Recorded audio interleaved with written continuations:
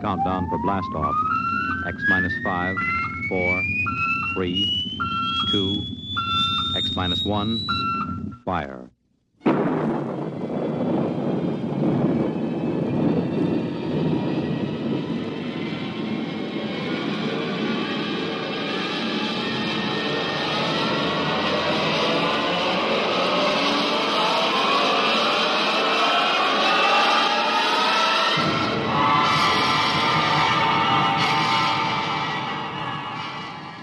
From the far horizons of the unknown come transcribed tales of new dimensions in time and space. These are stories of the future, adventures in which you'll live in a million could-be years on 1,000 maybe worlds. The National Broadcasting Company, in cooperation with Street and Smith, publishers of astounding science fiction, presents X minus 1.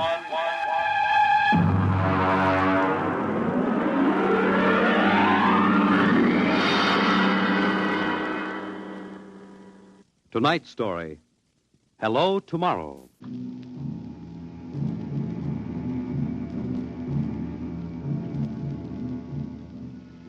After the third atomic war, when the Earth was a mass of red radioactive dust, a handful of men and women went deep underground in the struggle for survival. A new civilization was built deep underground, a civilization which must keep a ceaseless vigil against the deadly gamma rays which filter down through the Earth. A civilization where the prime consideration is the genetic survival of the race. It is to this civilization in the year of our Lord, 4195, that we take you now.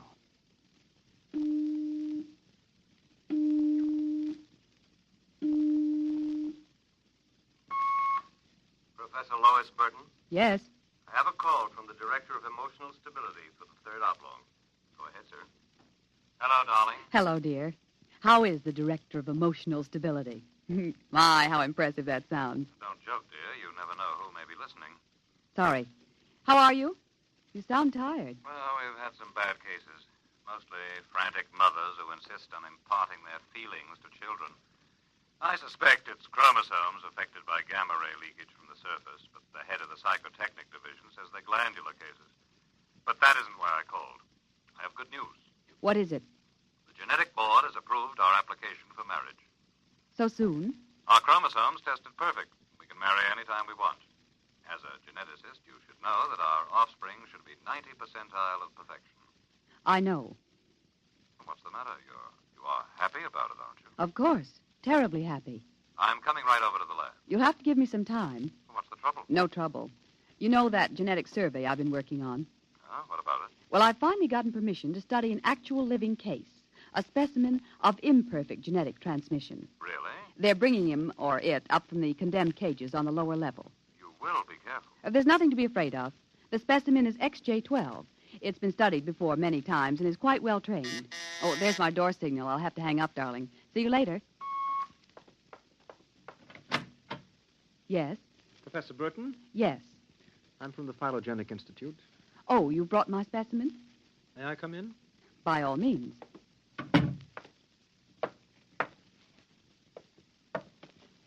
Oh, how... Horrible? It all depends on your viewpoint. I happen to have a twisted leg. My parents were genetically unsound. But then you... Yes, I am specimen XJ12.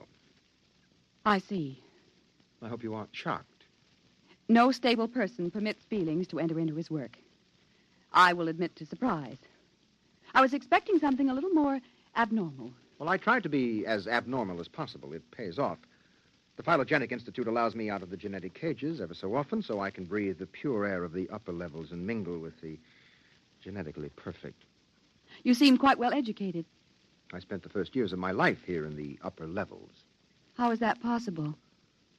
As a small child, my mother concealed me from the director of heredity. My mother actually, dreadful word, loved me. That would explain your obviously low threshold of emotional control. If you choose to call it that. You seem to be struggling to repress a few feelings yourself. We will confine ourselves to the impersonal aspects of our work. As you please. I shall require you as a demonstration for a lecture I'm delivering to one of my classes tomorrow. At your service. Sit here, please. Grip these electrodes tightly. I'm going to calibrate your electrochemical tension. I'm quite familiar with the procedure. Oh, I realize that as an imperfect, I am expendable, but I should hate to be electrocuted. The charge is not lethal. Plus 15 surface tension. You know, you have beautiful hair. Plus 12 at a depth of 4 centimeters. My hair meets minimal requirements for the genetic code. And lovely blue eyes. Crystal clear. Plus 10 at 7 centimeters. Pretty. A perfect woman. Lovely expressive hands.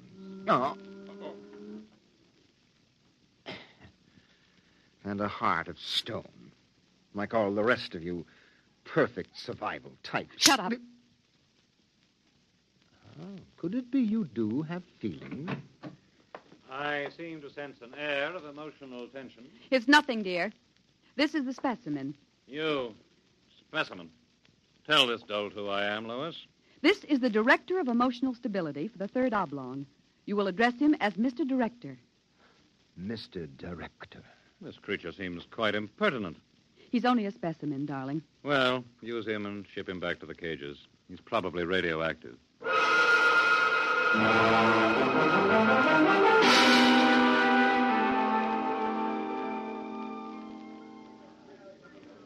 Attention, attention. The next demonstration will be conducted by Professor Lois Burton of the Institute of Genetics. Her topic, the probability of radioactive damage in the chromosome heredity of imperfect non-survival types. Professor Burton.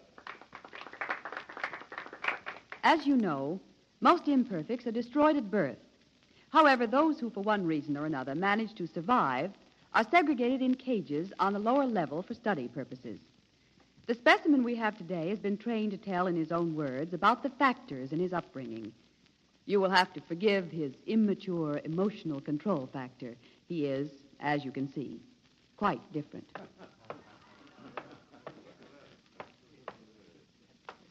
Specimen XJ12. You will proceed, please. Thank you. My mother was a psychotechnician in the Fifth Oblong. My father was an historian specializing in the records of pre-atomic surface culture. In the earthquake of 2170, apparently some hard radiation filtered down through the tunnels and penetrated the Fifth Oblong. The effect on my hereditary factors is quite apparent in this twisted leg. My father taught me in the last days before he was executed that every human personality is born with certain inalienable natural rights.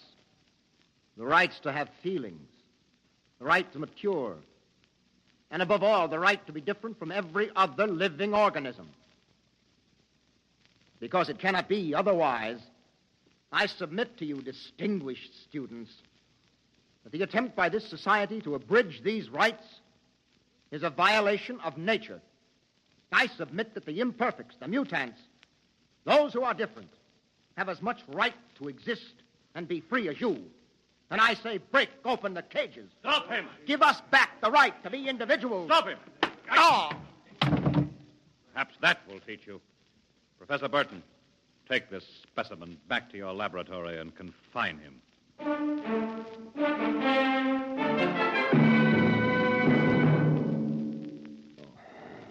Hold still while I bandage your head. Oh. You'll be all right. I suppose you detest me for getting you into trouble. I don't detest you. What? I don't know why, but as you spoke, something began to stir in me. Tell me what you feel. If I moved you, then I must have moved the others, some of them at least. For some reason, I took pride in what you were doing, seeing you stand up against them. Why do you look at me like that? I can't help it. I wish you wouldn't. You're only an imperfect, you know. Please. My name is Orrin. Please. Say it. Orrin. Orrin. Again. Orrin. Lois. Orin. Lois. How touching. Walter. I've been listening for some time. Walter, how could you? In my capacity as Director of Emotional Stability, it is my duty. What are you going to do? Specimen XJ12 will be disposed of quite systematically by the state. For the good of the state, for the good of the genetic code, and in the name of emotional stability.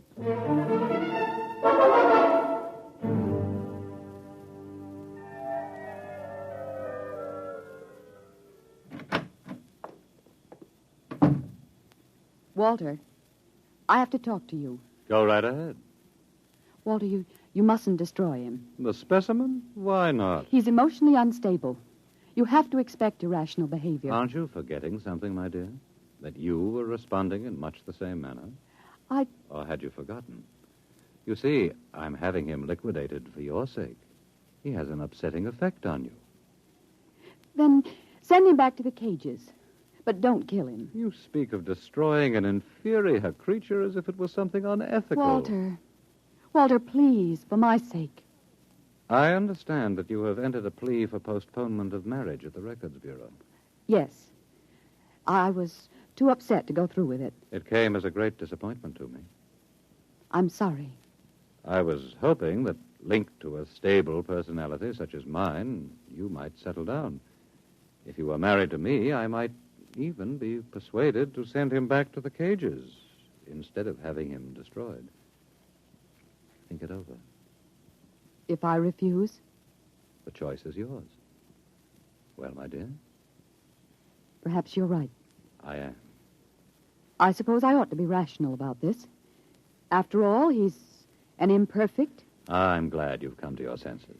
When can we be married? Tomorrow, if you like. The sooner the better.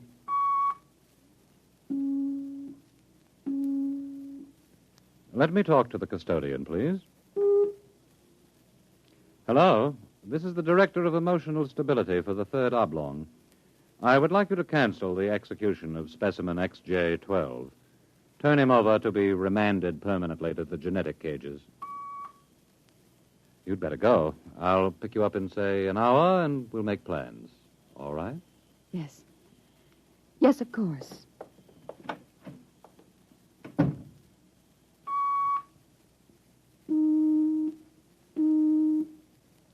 Hello. This is the Director of Emotional Stability again. I want you to cancel that last order. Proceed with the execution, but under conditions of absolute secrecy.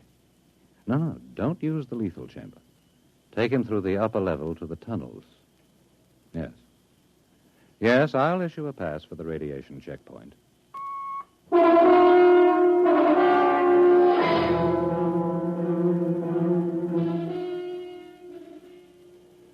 Into the elevator. Very well. Why are we going toward the surface? The cages are on the lower levels. Radiation check. I've never done that before. New procedure. Walk. Halt. You can't go beyond this point. There is radioactivity in the tunnels. I have a pass from the Director of Emotional Stability for the Third Oblong. Special mission. I'll open the airlock. March inside.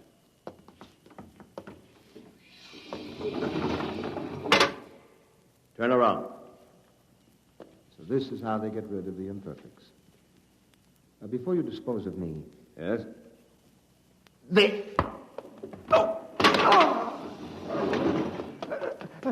Help! Security! Security! What is it? What's happened? The prisoner struck me. He escaped into the tunnels.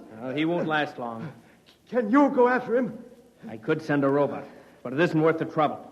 There's no way back from the tunnels except through here. The only other direction he can go is toward the surface. And the closer he gets, the hotter the radiation. No, I think you can consider your prisoner officially dead.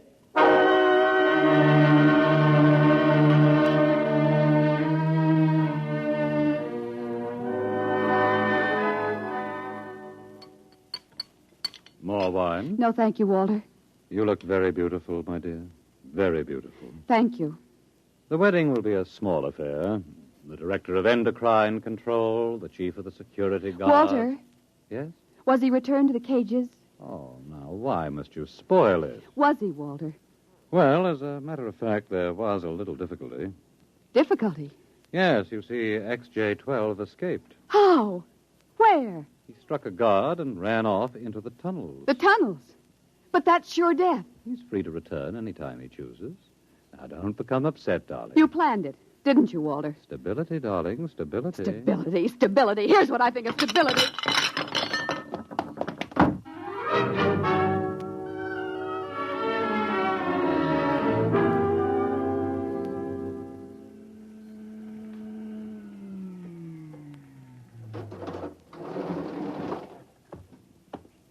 Halt. State your business. I'm Professor Burton of the Genetic Institute. You can't go into the tunnels, Professor. You'll have to let me by. I'm the fiancée of the Director of Emotional Stability. Oh, I suppose you're after the one who escaped? Yes. He's quite dangerous, I understand. I'm well armed. Wouldn't it be better to send a robot? I'm quite capable of handling him. He was my subject. All right, miss. It's your risk.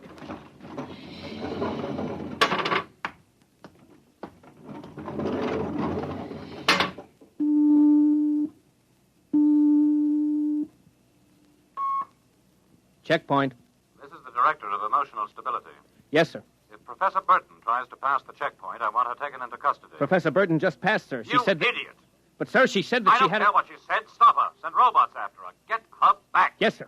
At once, sir. Robot control. Checkpoint to robot control. Order out all televocal robots into the tunnels. Have them bring back any humans. This is a first priority order.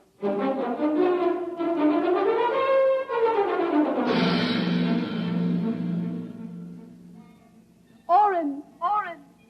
Oren! Oren! Oren! Oren! Oren, where are you? Oren. Hello? Oren!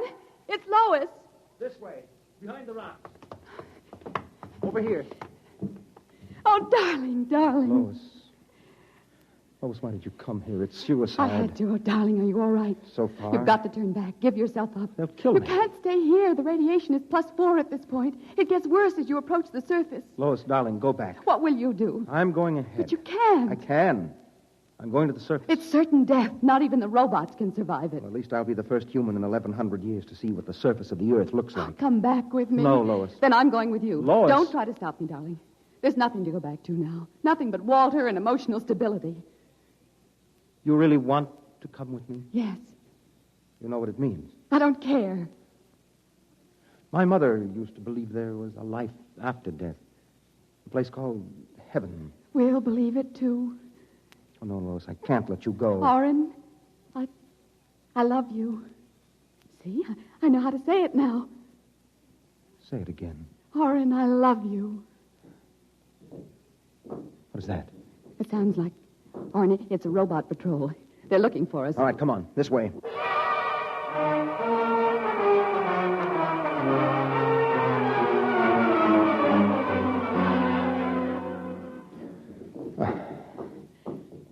Oren, wait. It can't be much farther, darling. The robots. They're coming. I can see their lights now. Listen, they've stopped. The lights are swinging round. Oren, they see us. Come on. Look, Lois, look ahead. You can see the lights reflecting from something. It looks like a lead door. Come on through. There must be some way to close it. Oh, yes, here. Let me help.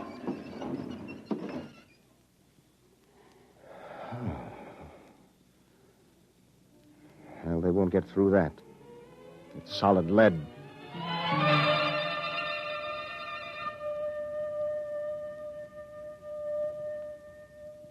Oren, I feel so strange. Where are we? I don't know. Look, up there. A huge round light. Lois. Yes, Oren. Lois, that's Luna, the moon. We're on the surface. How strange and red everything looks. How it glows. It's the radioactivity. Quiet and peaceful and deadly. Oh, hush, darling, hush. Sit here and rest a while. Put your arm around me. Yes. Orrin, I'm afraid. Orrin, we're going to die. Don't think about that. Just think about us. Alone. The first humans to stand on the surface of Earth in 1,100 years. That door must have been placed there by the last handful of survivors who went underground after the atomic wars. And those other lights, the small ones, they must be stars. Orrin, I'm so tired. Go to sleep, darling. Put your head on my shoulder and sleep. Hold me, Orrin. Hold me very close.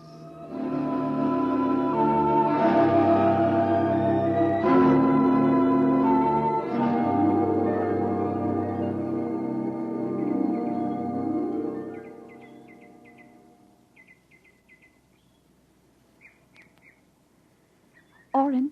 Hmm? Orrin, wake up. Hmm? What? Look, it's light. The whole universe is light. Oh, Orrin, how beautiful. Look. This must be the heaven my mother talked about. See the plants? All green and fresh. And the birds.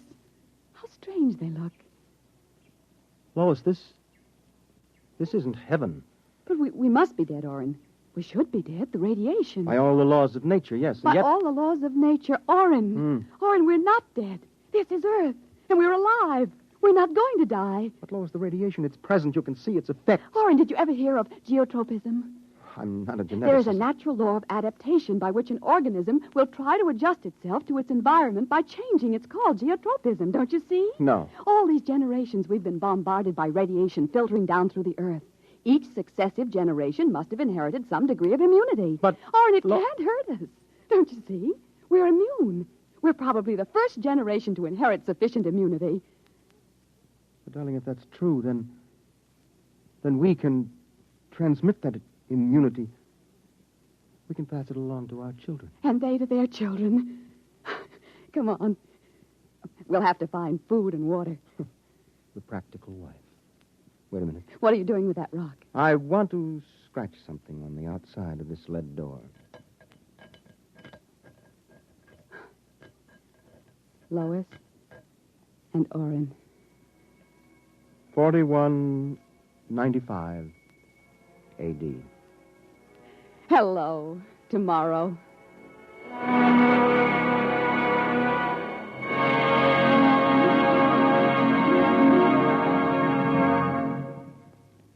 You have just heard X-1, presented by the National Broadcasting Company in cooperation with Street and Smith, publishers of astounding science fiction.